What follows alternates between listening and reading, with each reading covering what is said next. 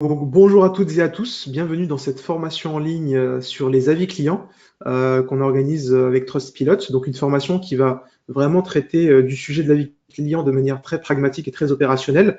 Donc on va commencer par se présenter brièvement. Donc je commence, je m'appelle Smail Makik, donc je suis consultant web marketing au sein de l'agence Culturban. Avant ça, j'ai travaillé pas mal dans le domaine du e-commerce, dans tout ce qui était problématique d'acquisition de trafic et de conversion sur les sites. Et puis auparavant, j'avais commencé ma carrière dans le domaine du référencement naturel, du SEO. Donc ça fait un peu plus de 10 ans maintenant que je fais du web marketing et du e-commerce.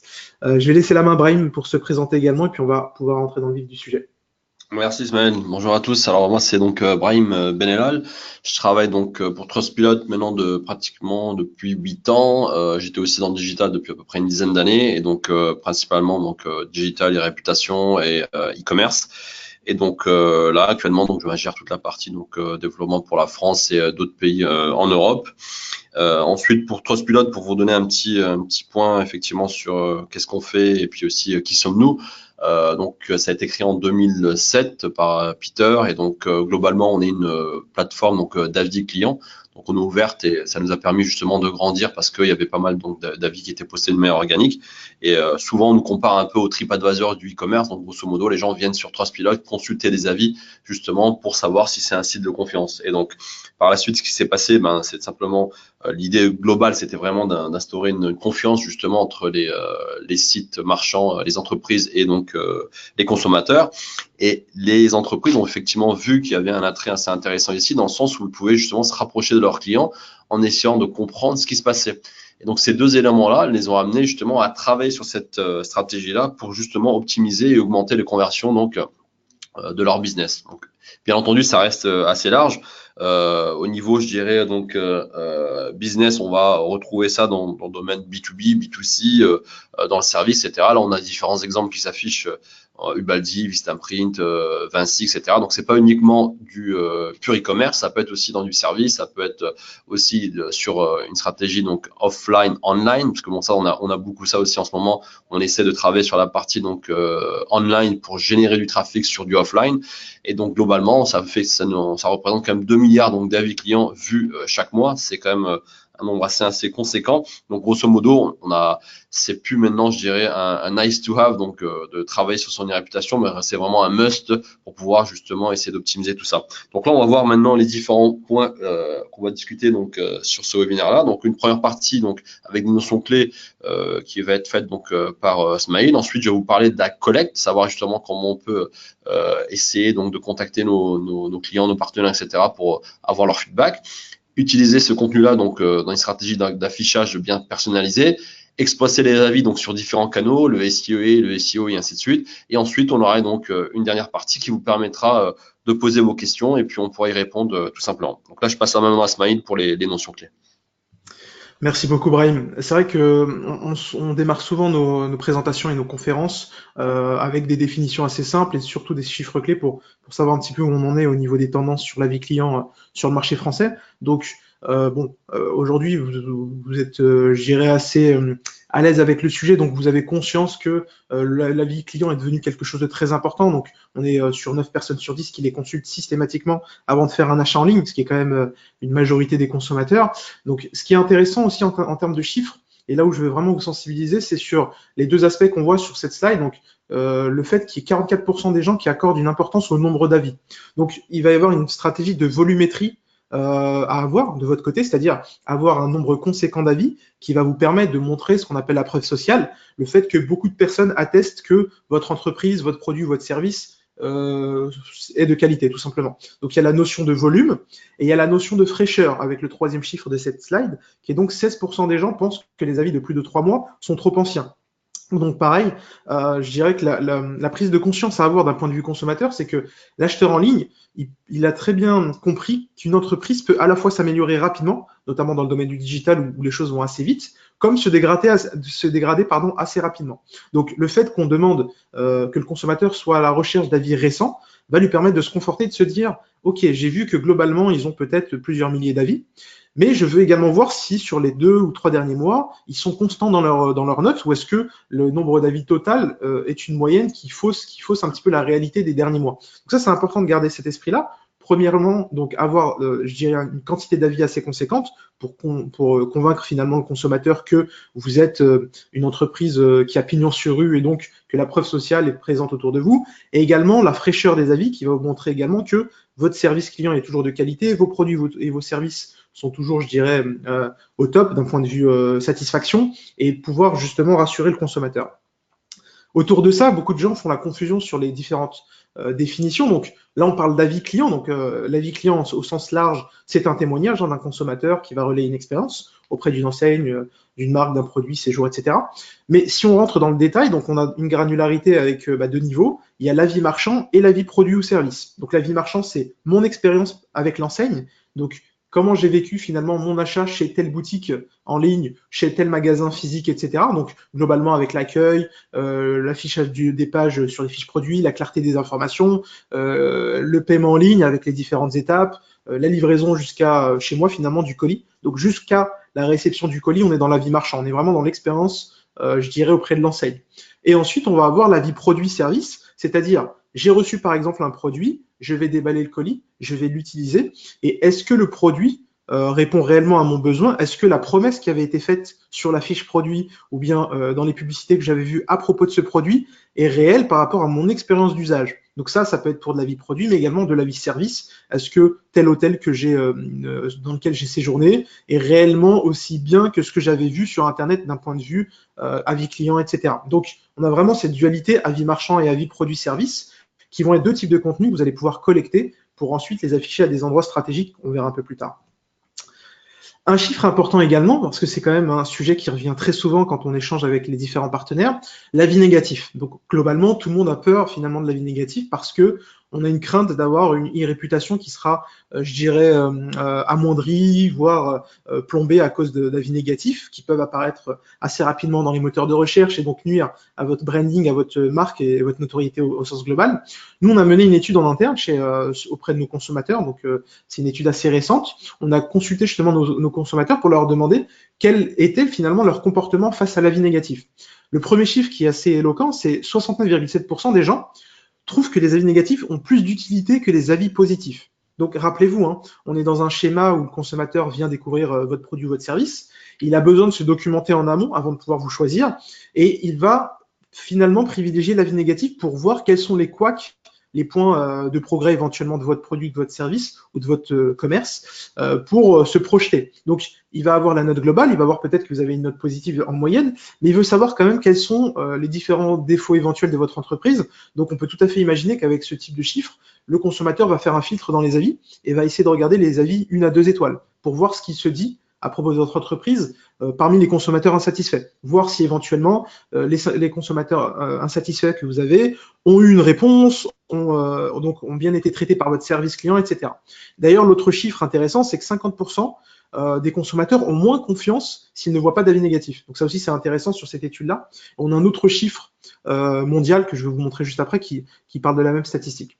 Globalement, comment on doit gérer l'avis négatif? Parce que c'est vraiment la question cruciale de ce sujet. Donc, typiquement, quand on va recevoir un avis négatif sur son profil, la première étape, effectivement, c'est de ne pas le prendre personnellement. On a beaucoup de sites marchands, d'entreprises ou même de collaborateurs qui vont le vivre vraiment de manière, je dirais, très négative, telle que l'avis l'est, avec, je dirais, un sentiment personnel de se dire « mais moi, je fais très bien mon travail, je traite très bien les demandes de mes clients, je ne comprends pas pourquoi tel consommateur s'est permis de me dire quelque chose de négatif. » Donc ça, cette attitude-là, il faut absolument la garder de côté et rester vraiment, je dirais, neutre et créer de la distance vis-à-vis de cet avis-là en se disant que ce consommateur-là, qui a pris le temps de rédiger un avis négatif, c'est un consommateur qui a voulu trouver une solution. Il ne fait pas partie de la majorité silencieuse, en tout cas des consommateurs silencieux, qui peuvent penser du négatif vous concernant mais ne vont pas l'exprimer. Donc ça, c'est pire d'un point de vue relation client parce que vous n'allez jamais pouvoir les détecter. Donc là, l'avantage, c'est qu'on a quand même une information capitale, le consommateur n'a pas été satisfait, donc je peux déjà identifier que lui, d'un point de vue CRM, je vais devoir faire des actions pour rattraper le coup. Donc les choses qu'on recommande en termes de kit de survie, première chose, donc de ne pas le prendre personnellement. Donc ça, c'est vraiment quelque chose de capital. Et puis de répondre rapidement. Donc nous, on préconise un délai maximum de 6 heures par rapport au dépôt. Donc, vous avez la possibilité aujourd'hui avec les avis négatifs de recevoir une alerte en temps réel dès qu'il a été déposé sur la plateforme, recevoir un email ou une notification dans votre CRM pour pouvoir le traiter en priorité par rapport à d'autres avis qui ne sont pas forcément aussi urgents. Et vous pouvez même mettre en place des priorités en fonction des notations que vous recevez.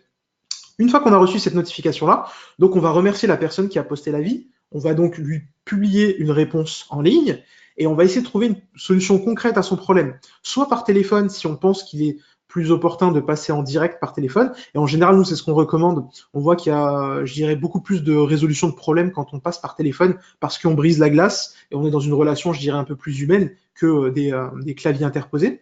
Et donc, par la suite, publier la réponse publiquement sur votre profil pour montrer aux futurs prospects, consommateurs potentiels de votre entreprise, que vous avez répondu au problème et que vous avez trouvé une solution. Et là, ce qui est intéressant, c'est qu'on a un exemple assez concret du traitement des avis négatifs. Donc sur la gauche, on voit qu'une personne qui s'appelle Émilie avait commandé un suite donc sur un site internet. Donc elle a commandé un suite et donc le consommateur, donc la consommatrice pardon, a expliqué le pourquoi du comment. Elle a commandé le produit, il n'était plus en stock, donc il était en rupture. Donc elle a considéré tout de suite, on voit la dernière phrase, une grosse arnaque. Ceci, je le déconseille. 3 points d'exclamation. Donc vraiment, on est dans le pur avis négatif qu'il est absolument nécessaire de traiter rapidement.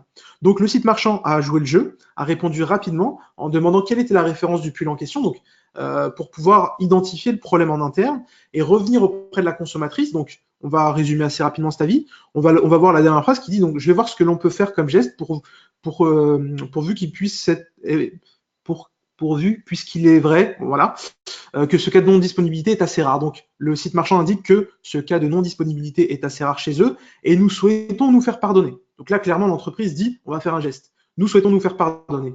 Ensuite, il contacte la cliente par téléphone, trouve une solution avec la cliente et la cliente révise cet avis. Donc, sur la droite, c'est vraiment 2 écrans. On voit pas il n'y a pas de coupure, mais d'un point de vue visuel, c'est juste 2 avis qui ont été rapprochés. Enfin, le même avis qui a été mis à jour, pardon. Donc, le premier avis était négatif, elle le met à jour, donc cette fameuse Émilie qui dit « Satisfaite, après un souci avec une commande et une erreur de leur part, le responsable du site m'a appelé personnellement pour rectifier leur erreur et m'offrir un bon d'achat. Donc satisfaite de leur service client. » Donc là, typiquement, on a la transparence totale. La consommatrice était insatisfaite, l'entreprise dit qu'elle va faire une enquête en interne, trouver une solution et faire un geste.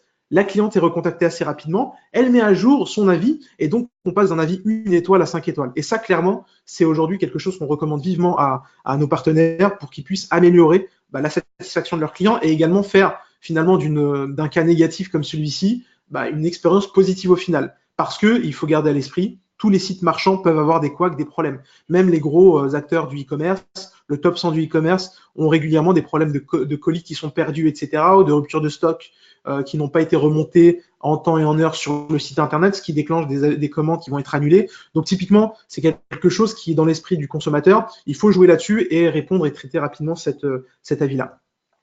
Donc maintenant, on a vu un petit peu, je dirais de manière générale, le comportement du consommateur, l'avis client en tant que tel, la fraîcheur et l'importance de la récence également. Donc la fraîcheur et récence, c'était le point, je dirais, d'avoir des avis de moins de 3 mois, et également la quantité d'avis qu'il va falloir avoir. Et du coup, ça fait une belle transition sur comment on peut avoir un maximum d'avis. Et donc, je vais passer la main à Brahim, qui va nous expliquer un petit peu comment collecter de l'avis client.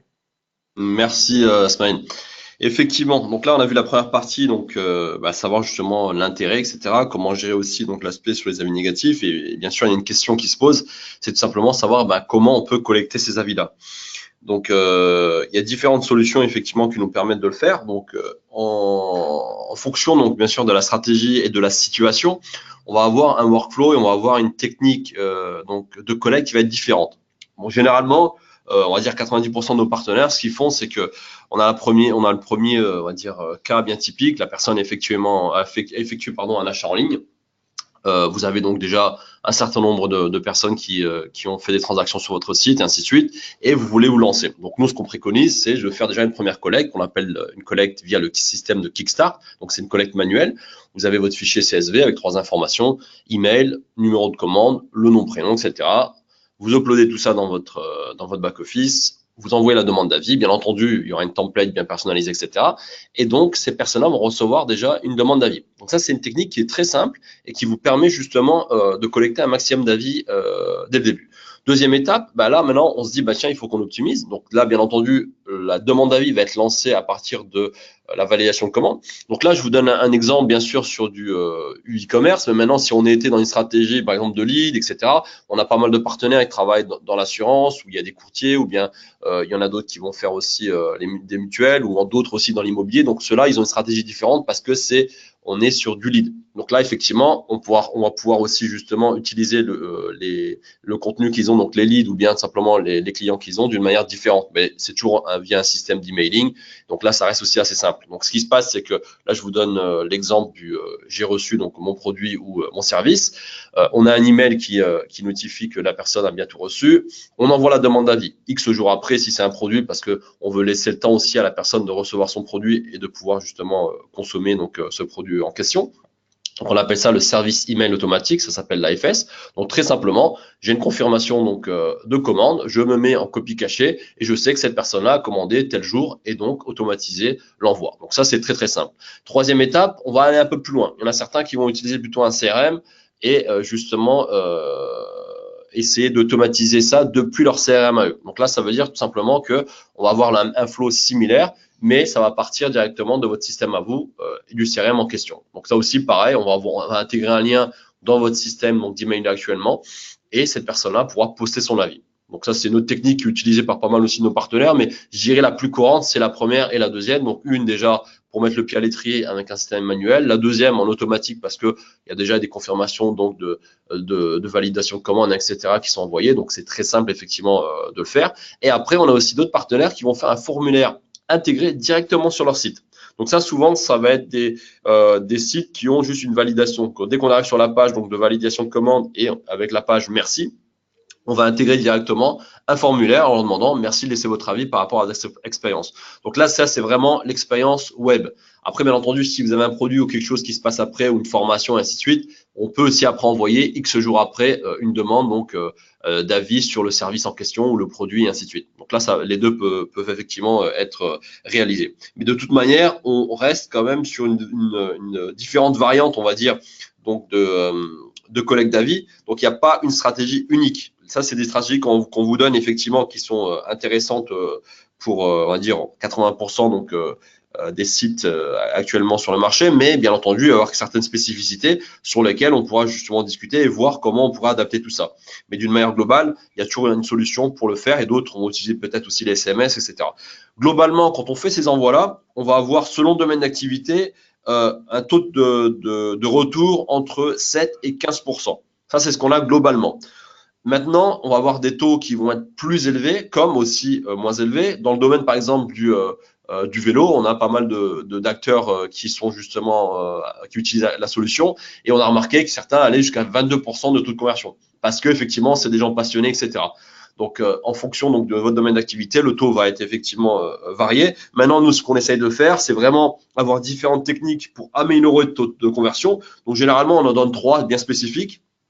Une, c'est la première qui est assez simple, c'est incentiver donc le dépôt d'avis. Donc ça veut dire que on va leur dire voilà, vous avez telle offre ou tel voucher ou quelque chose de spécifique si vous avez posté un avis. Bien entendu, on peut pas leur demander de poster un avis positif, il faut juste demander de poster un avis donc par rapport à votre demande. Et s'ils postent l'avis, ils auront un bon de réduction, ils auront un petit cadeau, ils auront un goodies. Bon, en fonction de votre domaine d'activité, vous pouvez trouver justement une technique pour leur offrir quelque chose. Donc ça, c'est la première et ça fonctionne très bien. Donc ça veut dire qu'on va vraiment motiver la personne à laisser son avis. Ensuite, on fait aussi des tests AB pour voir justement, en fonction de l'objet, en fonction du corps de l'email, des boutons, des call to action, comment les gens vont réagir. Donc ça, c'est aussi une deuxième étape qu'on va utiliser, généralement avec les partenaires qui commencent. On met une stratégie donc avec les meilleures pratiques en place. Et en fonction donc, du développement et du taux de conversion, on va faire justement une analyse et savoir effectivement si des emails et des objets peut être un peu plus importants ou plus intéressants que d'autres. Notamment, par exemple, le fait de mettre en avant que ça ne vous prend uniquement que 30 secondes pour poster l'avis. Donc, le temps, la durée, on va dire, spécifique, c'est aussi intéressant justement pour motiver la personne à poster son avis. Un autre canal qui est intéressant, c'est simplement le SMS. Et le SMS, ce qui est intéressant à ce niveau-là, c'est qu'on a un taux d'ouverture assez élevé. On est à 84%. Parce que bon, généralement, si une personne va recevoir un SMS, elle va effectivement l'ouvrir. Et donc là, généralement, ce qui est pas mal, c'est que pour ceux qui ont la possibilité d'avoir aussi le contact téléphonique de leur client, bah, c'est aussi justement d'utiliser ce canal-là pour pouvoir optimiser aussi la demande d'avis. Donc là, on parlait sur de 2-3 techniques intéressantes pour pouvoir optimiser donc le nombre d'avis. Maintenant, je vous disais tout à l'heure, on peut travailler sur la template, donc sur l'email d'invitation.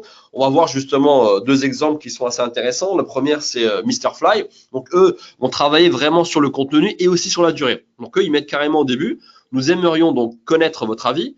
Cela ne vous prendra pas plus de 15 secondes. Donc là, effectivement, on sélectionne le nombre d'étoiles, on met un contenu, on valide. Donc on veut leur dire, voilà, c'est pas un questionnaire qui fait 15, 20 questions, c'est vraiment quelque chose de très rapide. Parce que souvent, on va recevoir donc des demandes d'avis, mais c'est des trucs assez fastidieux. Donc là, on veut mettre bien en avant effectivement que la durée n'est pas un problème. Ensuite, on voit un peu dans le texte ici, par exemple, là, on voit sur le deuxième paragraphe, ils disent donc bon, on ne va pas jouer les mendiants, mais ça serait vraiment hyper sympa de votre part de nous laisser un petit avis. Donc ils essayent un peu de travailler un peu sur l'empathie, etc. dans le contenu. Donc là, c'est intéressant.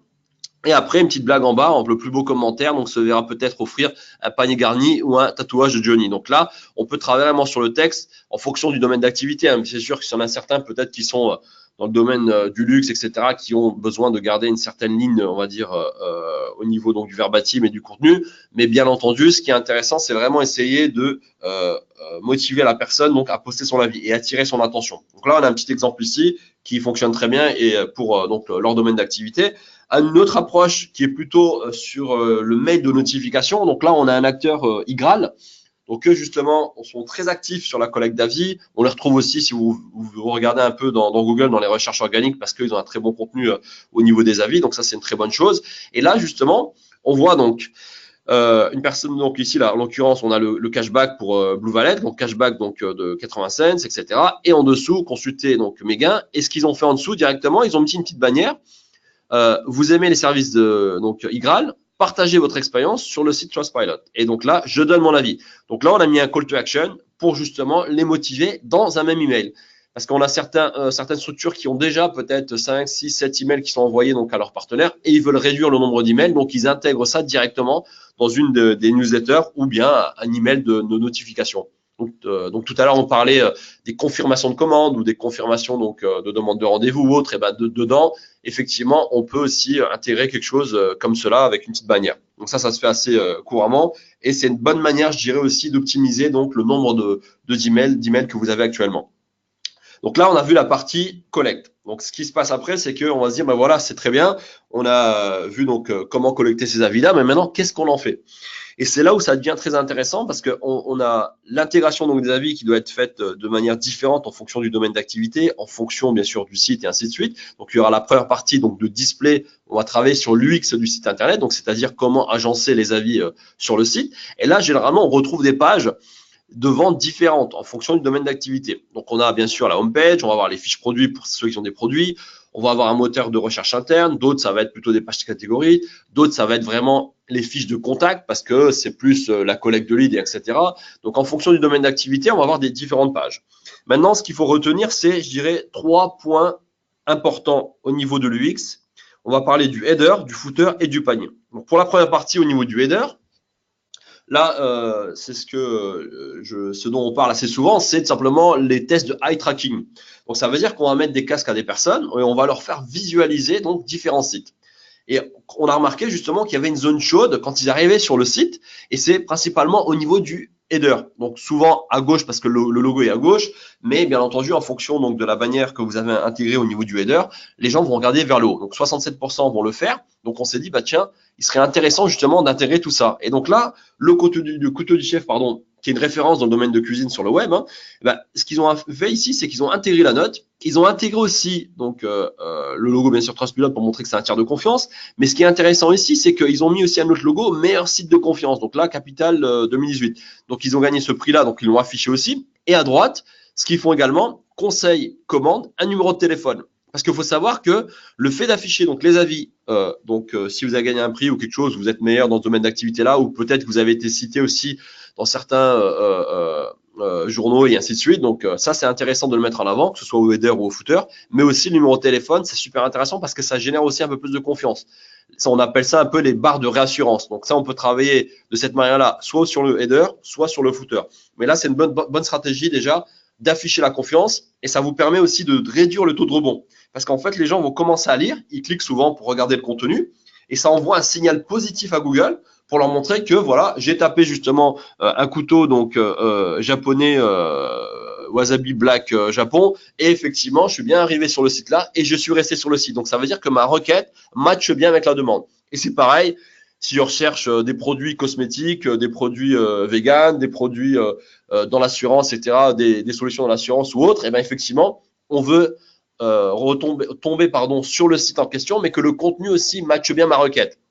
Et c'est là où ça devient important parce que le temps que la personne va passer sur le site va envoyer un signal positif à Google et ça va vous aider aussi dans votre référencement naturel. Donc, c'est super intéressant justement d'afficher au niveau du header. La deuxième partie, ce sera le footer.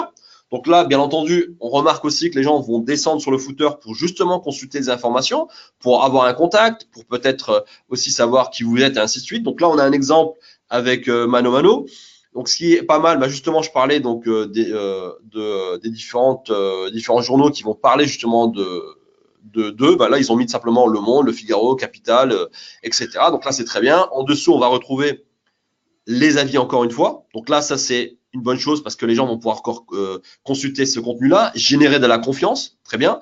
On retrouve notre service client. Donc, on voit qu'ils sont joignables donc ici en live chat aussi, donc de 9h à 20h et samedi donc de 9h à 17h. Donc, pareil, on montre on est joignable. Et aussi, un truc intéressant, les réseaux sociaux, mais également, nous sommes aussi à l'étranger. Parce que ça, c'est super intéressant parce que souvent, ce qui se passe, c'est que on veut peut-être faire une commande. Des fois, on va valider une commande, mais l'envoi ne peut pas être effectué dans tel pays. Et donc là, c'est assez frustrant. Donc, on veut montrer justement où est-ce qu'on est présent, où est-ce qu'on peut justement couvrir la demande. Donc là, c'est un point stratégique et très important dans le tunnel de conversion. Et donc, essayer d'utiliser du contenu riche et la notation directement aussi sur le footer. Donc ça, c'est le deuxième point stratégique. Le troisième, qui est, je dirais, très crucial pour le site marchand ou même ceux qui font de la collecte de leads, etc., c'est le panier. Et bien entendu, surtout là, on a pas mal maintenant de shops aussi qui font des produits bio, des produits pour les végétariens, véganes, etc. et qui utilisent ça au niveau du panier. Et effectivement, ça fonctionne très très bien parce que ce qui se passe, c'est qu'en arrivant au niveau du panier, on a aussi une certaine hésitation et on sait qu'à peu près souvent il y aura des problèmes au niveau donc de la livraison parce que la livraison est payante en dessous d'un certain montant, etc. et on ne le savait pas avant. Donc on va avoir des abandons de panier assez élevés et on va essayer d'optimiser cette partie-là. Pour ceux qui sont dans le domaine du lead, pareil, on va avoir des fiches donc de contact, on va avoir des demandes de renseignements et donc là c'est pareil, on veut afficher du contenu riche et générer un maximum de confiance. Pour le domaine du lead, par exemple, on avait certains partenaires qui avaient augmenté donc de 10% dans les conversions sur leur fiche donc de renseignements et de demande de devis justement en utilisant un contenu riche et personnalisé. Donc par exemple, mettre en avant leur savoir-faire, parce qu'il y en a certains qui vont travailler plus sur l'aspect savoir-faire ou bien tout simplement sur un élément clé qui est très fort dans votre domaine d'activité. Donc ça, c'est des choses qui sont très importantes. Mais ce qu'on peut voir ici, là maintenant, avec le panier donc, de Cadeau Maestro, c'est qu'ils ont utilisé aussi du contenu et l'ont affiché en fonction donc de l'utilisation du verbatim. Donc je ne sais pas si vous voyez spécifiquement, mais je prends le premier avis à marquer super satisfait, commande rapide, délai de livraison rapide et respecté. Envoi rapide, très bien emballé. Cadeau reçu dans les délais. Donc, qu'est-ce qu'ils ont fait? Ils ont utilisé notre système de tagging. Ils ont sélectionné tout ce qui était envoi rapide, donc emballage et ainsi de suite. Donc, ce qui est bien, c'est que on sait que justement, ça c'est un point très important parce que un tiers vont justement ressortir par rapport au problème de livraison. Donc là, ils ont pallié à cela et on sait aussi qu'un tiers de 30% de la population qui va arriver donc sur le panier, c'est aussi par un manque de confiance. Donc, c'est super important justement de travailler sur ces deux leviers-là. L'aspect livraison pour eux parce qu'on est sur du produit et l'aspect confiance en utilisant un verbatim bien spécifique. Et bien entendu, c'est vous qui contrôlez donc l'affichage. Vous recevez les avis, vous affichez effectivement le contenu que vous voulez. Donc, avec le système de tagging, on rentre quelques mots-clés et ça nous permet de remontrer donc des avis qui sont pertinents en fonction donc de l'endroit où on doit travailler sur la conversion. Donc ça, c'est le troisième point le plus important. Donc, il y avait 3 points super importants qui étaient le header, le footer et le panier. Ensuite, on a d'autres partenaires qui vont travailler sur une partie un peu plus la homepage. On appelle ça un peu le merchandising parce que, grosso modo, quand vous scrollez sur un site, on arrive au milieu, on va voir les produits ou bien le service en question et on va faire une intégration bien spécifique donc des avis. Donc là, pareil, ils travaillent bien sur le contenu. Je recommande donc ce site donc sincèrement.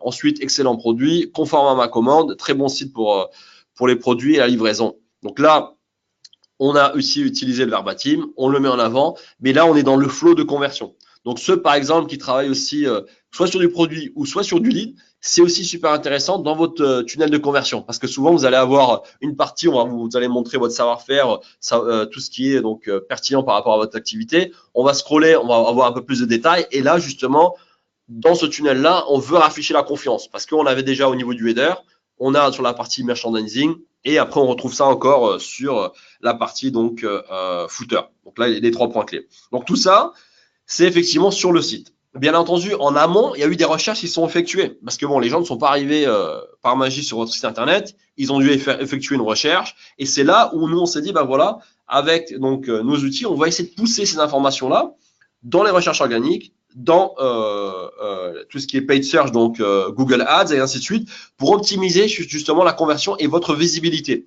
Ce qui est important ici, c'est pas uniquement se dire voilà, on va collecter des avis pour collecter des avis et puis se dire ben les garder dans notre back office, c'est utiliser donc ces avis-là également dans les recherches organiques et les recherches payantes et bien entendu après dans une stratégie peut-être de retargeting. Donc là maintenant ce qu'on va faire c'est que je vais passer la main à Smaïl, il va vous montrer justement comment on peut optimiser tout ça dans le tunnel de conversion et voir avec d'autres outils donc soit Facebook, que ce soit Google Ads, etc. comment les intégrer d'une manière très efficace. Merci beaucoup Brahim pour cette transition et effectivement je pense que c'est un des points clés et importants de l'exploitation des avis parce que on s'est rendu compte que beaucoup de gens effectivement avaient des avis mais n'allaient pas très loin d'un point de vue d'exploitation de ces avis-là et n'essayaient même pas de faire de créer des synergies finalement entre les avis clients et les différentes campagnes marketing qu'ils pouvaient mettre en place. Donc on a sur cette slide-là un tunnel de transformation de conversion assez classique avec les différentes phases, la notoriété, donc quand le consommateur ne nous connaît pas ou ne connaît pas notre produit, on va faire un travail de branding, de notoriété autour de nos produits, services ou de notre enseigne. Ensuite, on va déclencher l'intérêt chez le consommateur qui va arriver donc sur une étape de transformation. Donc, il va ajouter au panier le produit ou le service, il va valider, etc. Une fois qu'il s'est transformé, il devient client. Et là, on va arriver sur la phase de fidélisation. Et en fait, on s'est rendu compte que toutes ces phases-là, toutes ces étapes-là du tunnel peuvent être à la fois influencées par la preuve sociale, donc à travers les avis clients, et on peut l'exploiter sur tous les canaux qu'on utilise au quotidien, je dirais, d'un point de vue business. Donc, on les voit sur la droite, hein, c'est une liste non exhaustive. Vous avez donc Google Ads, le SEO, Facebook Ads, Instagram, Twitter, Bing, enfin, tous les leviers qu'aujourd'hui on utilise d'un point de vue de génération de trafic, d'acquisition d'audience ou de fidélisation. Et donc, en fait, tous ces leviers-là, on va pouvoir les exploiter en utilisant la preuve sociale pour en augmenter le rendement et améliorer les conversions. Et sur cette présentation-là, donc sur ce webinaire, on va vraiment se concentrer sur 2 leviers principaux qui sont aujourd'hui, je dirais, critiques pour l'ensemble des acteurs du digital, hein, que ce soit des sites e-commerce ou des acteurs dans le domaine du service ou des gens qui génèrent du lead. Ça va être effectivement le canal Google qui va énormément générer de trafic et de conversion et de vente. Donc, on va regarder en détail justement comment on peut exploiter les avis clients et donc la preuve sociale qui découle de ces avis clients-là directement sur ces canaux-là. Donc, si on regarde dans le détail, on a un exemple de requête ici en référencement naturel. Donc le SEO, rappelez-vous, hein, c'est tous les résultats qui sont entre guillemets gratuits, hein, qu'on optimise à travers nos différentes actions d'optimisation de référencement naturel. Donc on a effectivement ici une requête intéressante, c'est le mot-clé tirage photo, qui va donc afficher différents acteurs. Et en fait, pourquoi on a mis en place cet exemple-là dans cette présentation? C'est parce que sur des mots-clés, donc pour ceux qui sont dans le secteur d'activité du tirage photo, ce mot-clé-là est très générique. Ce qu'on appelle un mot-clé générique, c'est un mot-clé qui a une forte volumétrie de recherche et de trafic, et donc qui est un mot-clé à forte notoriété. Si on fait le parallèle avec d'autres secteurs, par exemple, assurance auto est un mot-clé très générique qui va avoir un gros volume et qu'il est important de travailler d'un point de vue notoriété. Et donc là, en l'occurrence, on a 3 acteurs français qui sont positionnés sur ce mot-clé-là. Et ce qui est intéressant dans cet exemple, c'est qu'on voit des étoiles affichées pour chacun d'entre eux, parce qu'il y a une certaine maturité dans ce secteur d'activité qui fait que tout le monde a déjà pris en compte la notion et le poids de la vie client dans la décision du clic du consommateur dans Google, et tout le monde l'a déjà mis en place sur son site internet. Donc, que ce soit Photobox, PhotoWeb ou mon album photo, on a effectivement la note qui apparaît avec le nombre d'avis qui en découle. Et ça, c'est typiquement un exemple concret de ce qu'on appelle la preuve sociale. C'est-à-dire comment on peut montrer dès la première recherche Google que notre entreprise, notre produit ou notre service est plébiscité par un nombre important de personnes. Et donc, ça commence dès maintenant. C'est-à-dire que le tunnel de conversion dont on parlait tout à l'heure, la phase de notoriété ou bien la phase même de transfo va commencer dès le premier clic dans Google. Donc là, effectivement, on a ces résultats-là avec des étoiles qui vont attirer finalement le clic vers l'un ou l'autre. Et donc, pour savoir un petit peu comment on peut mettre en place ce système d'étoiles, pour vous l'expliquer de manière très bref, c'est ce qu'on appelle donc la technologie des rich snippets. Donc c'est de l'encodage d'informations en fait qui va indiquer à Google votre note globale, donc votre note moyenne, le nombre d'avis que vous avez. Et donc ces informations-là, vous allez pouvoir les implémenter dans certaines pages de votre site internet.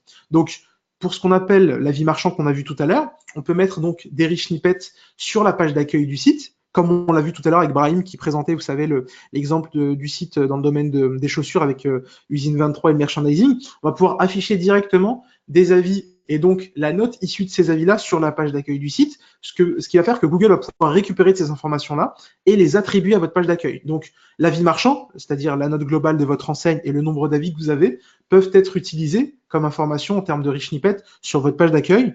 Éventuellement la page de témoignage, si vous avez une page qui relate tous vos avis clients ou tous vos témoignages clients, et la page à propos qui va présenter votre entreprise, l'historique, etc.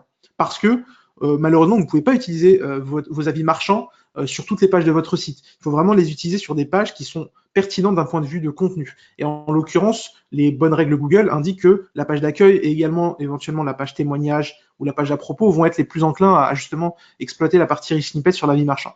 Vous allez avoir également l'avis produit ou l'avis service. Et donc là, en l'occurrence, on va pouvoir enrichir les fiches produits ou fiches services de rich snippets, mais qui vont être spécifiques à l'avis produit ou service. Donc pareil, on va pouvoir déclencher l'affichage des étoiles par rapport à la note du produit, donc à la différence de la note du site marchand. Donc on fait, gardez bien à l'esprit la différence. Et puis donc, comment on peut mettre en place ça très rapidement?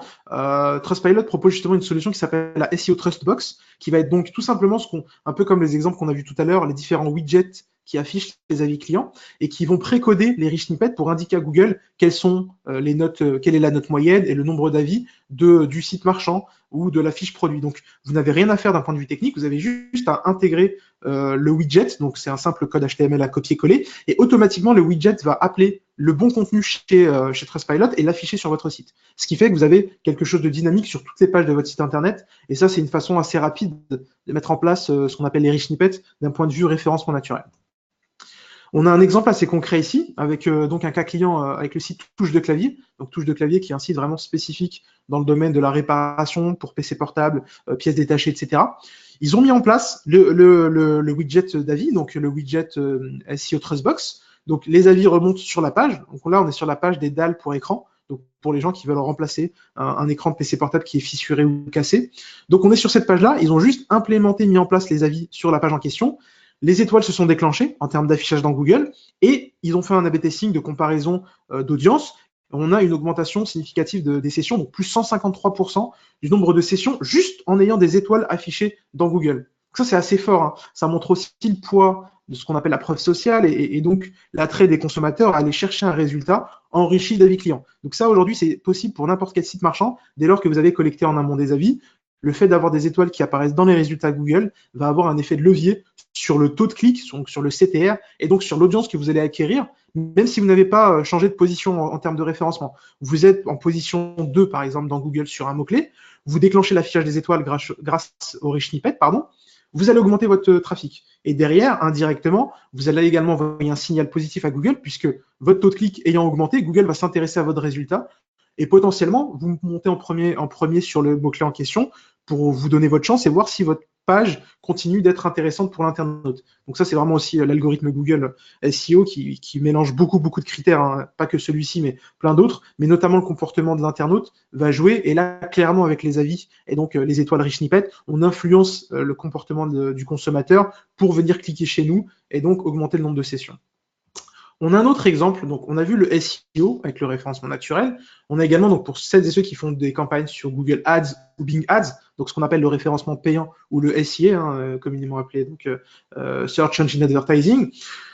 On va avoir une approche différente. Donc pour le SEO, on a vu que c'était ce qu'on appelle les rich snippets, c'était un encodage dans le code source de la page HTML qui va apparaître. Donc c'est des balises qui vont apparaître et qui vont être interprétées par Google pour en extraire les données. En SIA, c'est complètement différent. Google va récupérer automatiquement les avis chez différents partenaires de confiance avec lesquels ils ont des accords de licence. Donc par exemple, ils vont venir récupérer tous les avis publiées chez nous en temps réel, chez Trustpilot, et donc récupérer ces informations-là, identifier l'avis correspond à quel site internet et pouvoir enrichir les campagnes Google Ads automatiquement grâce à ce critère. Donc pour faire simple, on a sur la droite l'exemple avec Alteryx. Donc Alteryx va collecter des avis. Ces avis-là donc vont être récupérés sur Trustpilot par Google en temps réel, et donc Google va connaître en temps réel la notation de Alteryx. Donc Google va vérifier sur la gauche les différents critères qui sont énumérés. Est-ce que le site a plus de 100 avis? Oui ou non? D'accord? Est-ce que la note moyenne est supérieure ou pas à 3,5 sur 5? Et est-ce que les avis sont frais, c'est-à-dire ont moins de 12 mois? Ça fait un peu le parallèle avec ce que je vous disais en introduction sur la fraîcheur de l'avis. Et est-ce que, quatrième point, hein, mais qui est quand même assez important, est-ce que ces avis viennent d'un tiers de confiance reconnu? Donc, ces 4 critères-là étant remplis, Alteryx sur la droite va pouvoir déclencher l'affichage des étoiles et donc le gain que Google indique. Donc ça, c'est un chiffre qui a été indiqué par Google au niveau de ses A/B testing en interne. C'est une augmentation du taux de clic de 10%. C'est-à-dire que sur vos campagnes Google Ads, aujourd'hui, vous avez des achats de mots-clés qui sont faits, vous avez des taux de clic qui sont tels qu'ils sont.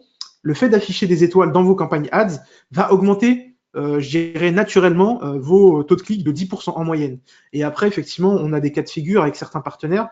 On a remarqué des taux de clic beaucoup plus élevés sur des marchés niches ou sur des marques qui ont des fortes notoriétés ou un fort relationnel avec la communauté de consommateurs. On va avoir des taux de clic qui sont beaucoup plus forts. Donc là, l'idée, elle est simple, c'est que déclencher l'affichage des étoiles dans Google, que ce soit pour le référencement naturel ou pour le référencement payant, augmente je dirais, le taux de clic sur les résultats parce qu'on va attirer l'attention du consommateur grâce à cet enrichissement d'informations. On a donc, qu'est-ce qui se passe finalement quand on va cliquer sur ce lien? Parce que ce qu'il faut savoir, c'est que cette note-là, on peut en vérifier le contenu. Et ça, c'est intéressant aussi parce que du coup, le consommateur va pouvoir vérifier qu'est-ce que veut dire 4,4 en l'occurrence aujourd'hui. Donc quand on clique sur la partie étoilée, on arrive sur cette page-là de Google, donc que Google héberge, qui va mettre le détail de toutes les notes avec donc le fournisseur des avis sur la gauche, mais également la répartition des avis. Donc là, on voit en l'occurrence que 74% des avis ont 5 étoiles, 17% ont 4 étoiles, etc.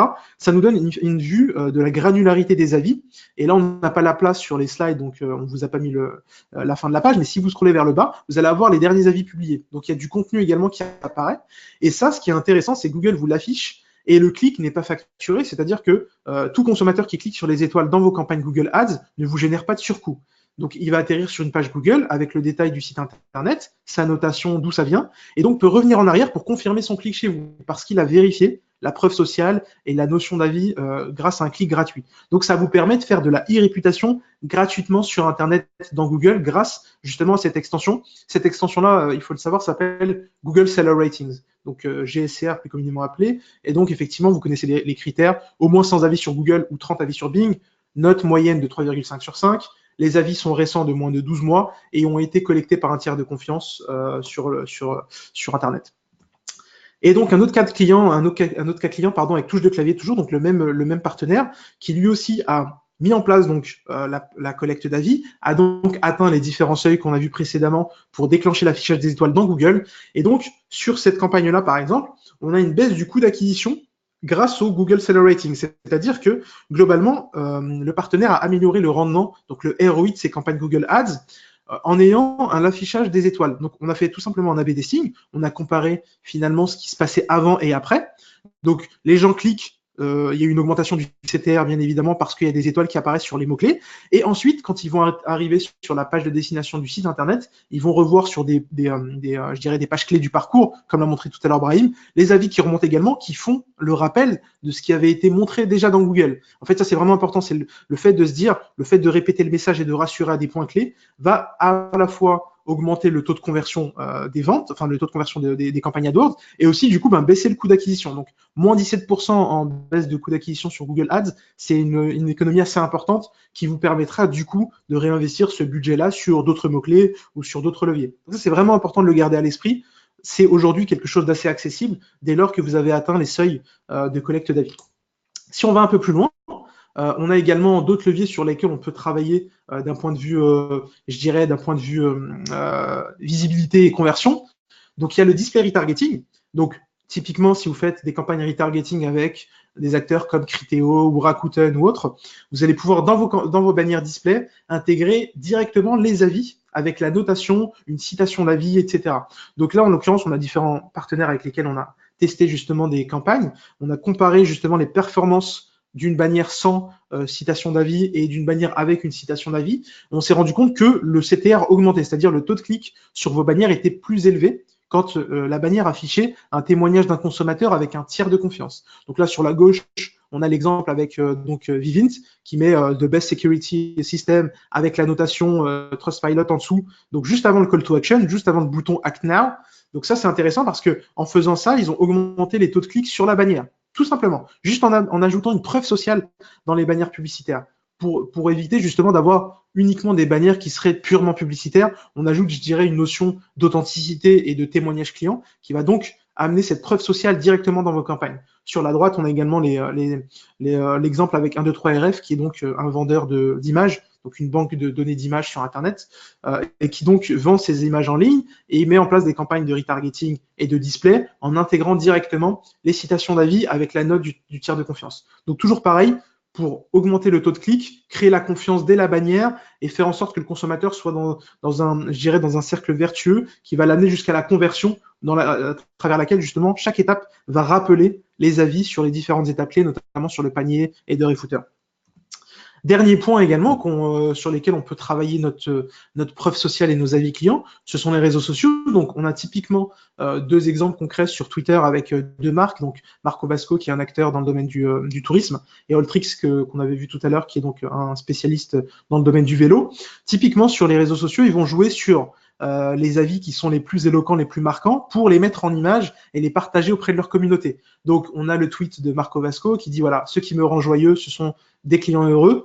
Et donc, il y a l'image qui accompagne ce tweet et qui va être donc une image qui reprend la citation de l'avis directement avec la notation globale. Et donc, ça, c'est pareil, c'est une façon d'amener de la preuve sociale sur les canaux, sur les réseaux sociaux, tout simplement, plutôt que d'avoir une animation de nos réseaux sociaux uniquement basée sur promotion, déstockage, nouveautés, enfin, du pur produit, du pur commerce. On va pouvoir amener une dimension beaucoup plus preuve sociale qui va faire en sorte aussi de réactiver potentiellement des fans qui ne sont pas clients encore, de les activer tout court, pardon, et puis donc de créer un message qui va être positif et qui va donc engager sa communauté. Pareil pour Alltrix avec une citation d'avis.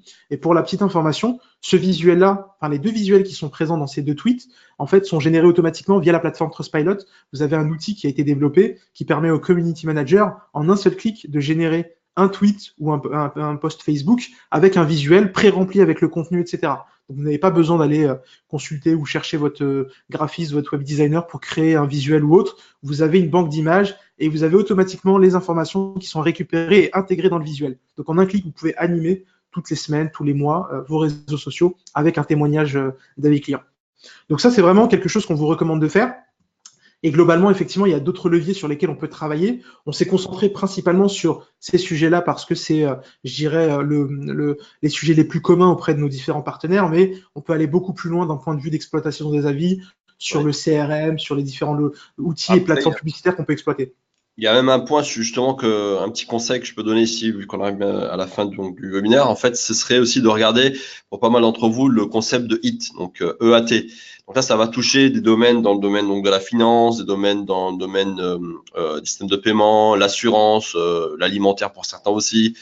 Donc en fait, ces domaines-là sont touchés donc par les quality writers. En fait, ce sont des personnes qui vont analyser le contenu des sites en question, et donc Google va donner une note en fonction donc du contenu et de ce que vous affichez. Et donc c'est lié donc au concept de HIT. Qu'est-ce que ça veut dire? C'est comme Eat a Sandwich, c'est E de expert, A authority et T trust.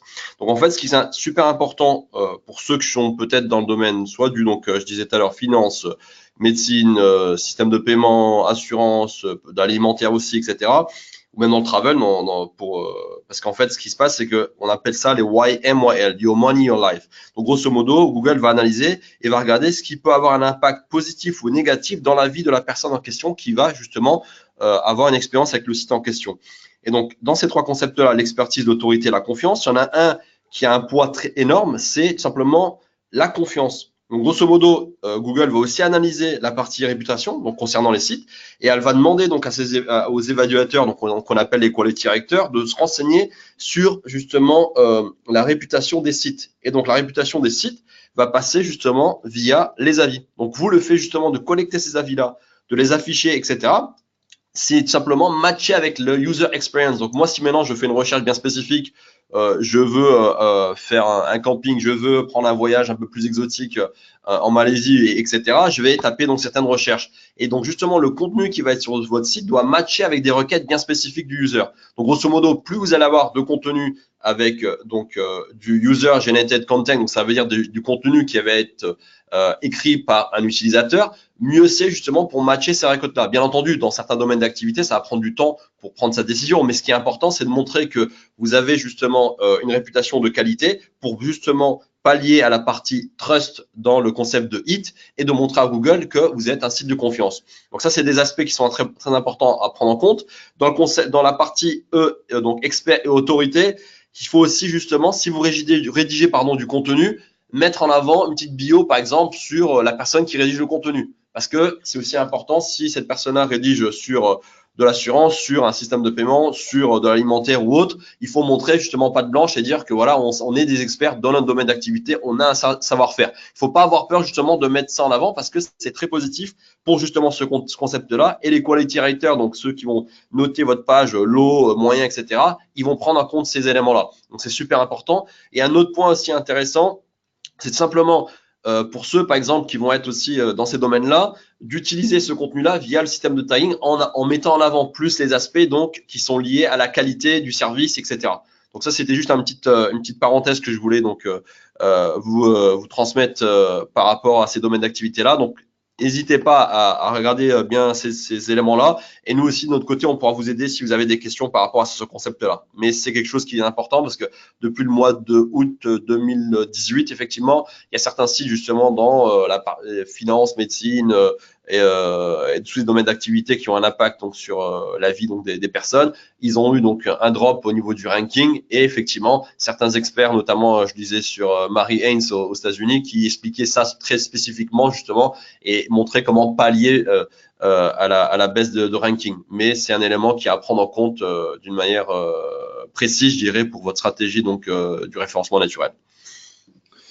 Merci beaucoup Brahim pour ces précisions. Donc le webinaire touche à sa fin. Merci à toutes et à tous d'y avoir assisté. N'hésitez pas à revenir vers nous si vous avez des questions, si vous en avez des précisions, vous avez besoin de précisions sur certains éléments qui ont été présentés durant le webinaire. On a été très heureux de partager ce moment-là avec Brahim et puis on reste en contact et on vous dit à bientôt. Merci à tous, merci Ismaël, excellente journée.